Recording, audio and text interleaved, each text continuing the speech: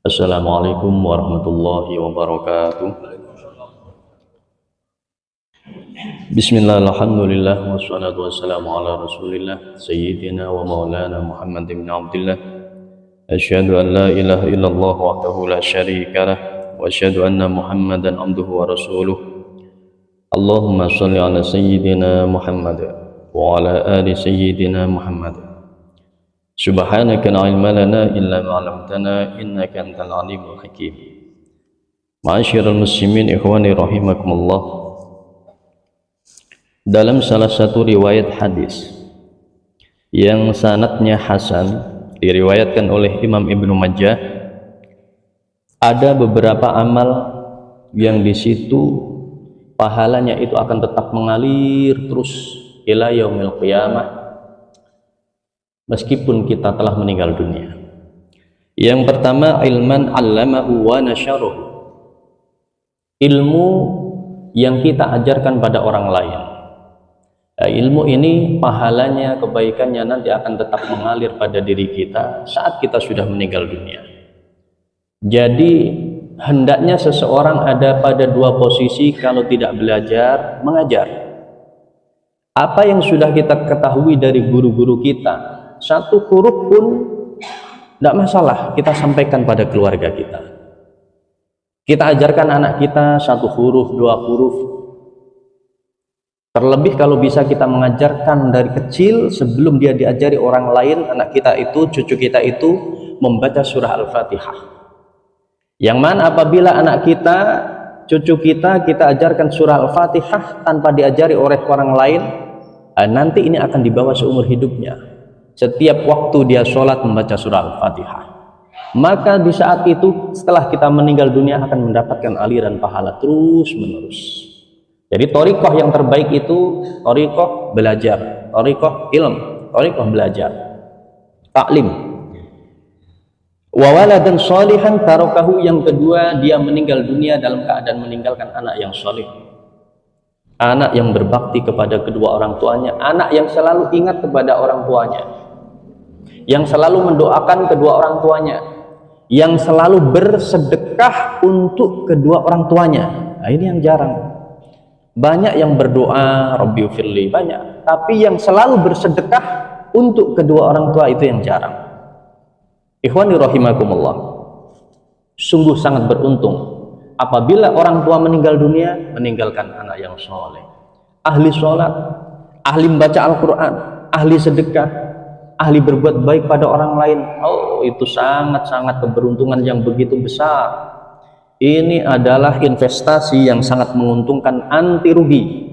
Kalau di dunia kita investasi bisa rugi, ya kan? Tapi kalau punya anak yang soleh tidak ada kerugian. Dia akan beruntung. Dia terbaring di kuburan, dia sedang istirahat di alam kubur, tiba-tiba ada kiriman kenikmatan yang datangnya dari anak soleh yang masih hidup di dunia. Wa mushafan warasahu. Kemudian yang selanjutnya, saat hidup di dunia dia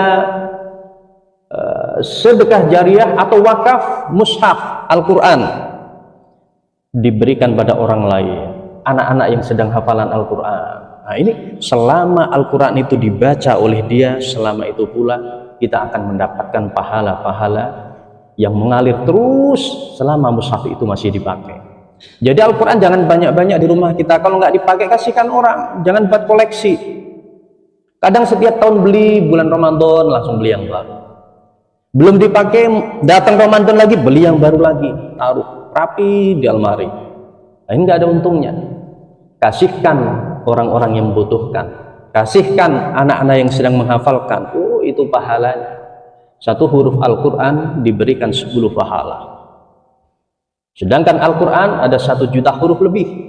Hatam Al-Quran mendapatkan 10 juta kebaikan berlipat-lipat ganda.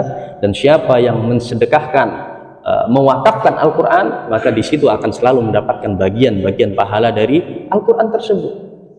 Atau kitab-kitab agama, kitab hadis, kitab fikih, kita beli, taruh di masjid, dibaca orang, dapat kita pahalanya. Atau mungkin dia anak seorang ulama tapi tidak jadi ulama. Banyak anak ustadz gak jadi ustadz, gak harus jadi ustadz. Anak ulama tidak jadi ulama.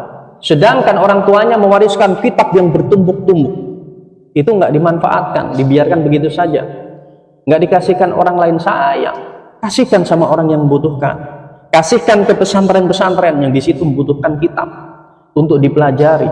Jangan hanya dibuat pajangan, ini warisan abah, ini warisan kakek kita, tidak ada manfaatnya. Kalau memang nggak bisa baca kitab, kasihkan kitab itu pada orang yang bisa memanfaatkannya. Nah, di situ akan mendapatkan aliran-aliran pahala. Au masjidan banahu, atau di saat hidup dia membangun masjid. Nanti orang yang di situ hidup di dunia membangun masjid, di akhiratnya akan dibangunkan rumah oleh Allah Subhanahu wa Ta'ala. Punya uang, kalau memang nggak bisa full membiayai satu masjid, ya 1%, 2%, 5% ikut bantu.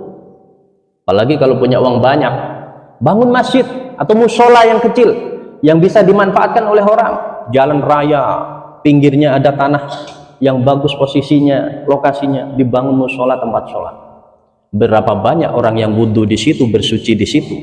Berapa banyak orang yang sujud rukuk di situ. Sedangkan kita sudah terbaring di kuburan, selalu mendapatkan aliran pahala-pahala dari Allah Subhanahu wa Ta'ala gara-gara membangun masjid. Jangan banyak-banyak bangun villa, nggak ada manfaatnya. Gunakan untuk hal yang lebih bermanfaat. Boleh bangun villa, tapi jangan banyak-banyak, secukupnya saja. Gunakan harta yang diberikan oleh Allah untuk tabungan ke akhirat. Karena kehidupan yang hakiki itu adalah kehidupan akhirat. Kehidupan dunia ini hanya sebentar. Kaya hanya sebentar. Orang kaya itu nggak lama. Sekolah, kuliah, kerja umur 30 tahun. Kerja dapat hasil baru dinikmati umur 40 tahun. 40 tahun sudah mulai muncul keluhan sakit-sakit. Tidak lama di dunia itu. Kalaupun kaya, kaya sebentar. Kalaupun sakit, sakit sebentar. Kehidupan yang hakiki, yang lama, abad dan abadi adalah akhirat. Berapa beruntungnya, betapa beruntungnya seseorang di situ apabila punya banyak tabungan di akhirat nanti. Bangun masjid, wakaf Al-Quran, dan lain sebagainya. Au baitan libni sabil banahu, atau dia itu membangun sebuah rumah penginapan yang di situ bisa dimanfaatkan oleh orang banyak. Punya uang berlebih 100 triliun, bangun hotel Madinah di Makkah, digunakan oleh jamaah haji Indonesia gratis. Nah, ini pahalanya begitu luar biasa. Atau tidak, di sana kita bangun hotel di sini Jakarta gratis. Tapi jangan sembarang orang yang masuk, harus jelas. Kawan kita dari daerah, oh besok saya mau ke Jakarta, oh nggak apa-apa, nanti nginap di hotel saya gratis. Itu untuk orang yang sedang musafir, itu pahalanya begitu luar biasa, mengalir terus. Au naharan ajrahu, atau dia itu sedekah air, sedekah di tempat-tempat tertinggal, kampung-kampung yang sulit untuk mendapatkan air bersih, dia bikin sumur bor, dia bikin irigasi untuk dialirkan ke sawah-sawah penduduk. Itu aliran pahalanya akan tetap terus mengalir meskipun kita sudah meninggal dunia. Au shadaqatan ajraha min mali, atau sedekah-sedekah yang dia berikan kepada orang lain. Ikhwani rahimakumullah. Amal-amal kebaikan itu nanti setelah kita meninggal dunia langsung kita itu dipapak. Apa dipapak itu? Disambut dengan sedekahnya, disambut dengan apa? Amal jariahnya, disambut dengan ilmu yang dia sudah ajarkan pada orang lain, disambut dengan masjid yang sudah dia bangun. Nggak harus nunggu kiamat, enggak. Begitu meninggal dunia langsung disambut dengan amal-amal kebaikan yang sudah dia kerjakan waktu hidup di dunia. Semoga kita semua bisa menjalankannya, amin ya rabbal alamin. Demikian, wassalamualaikum warahmatullahi wabarakatuh.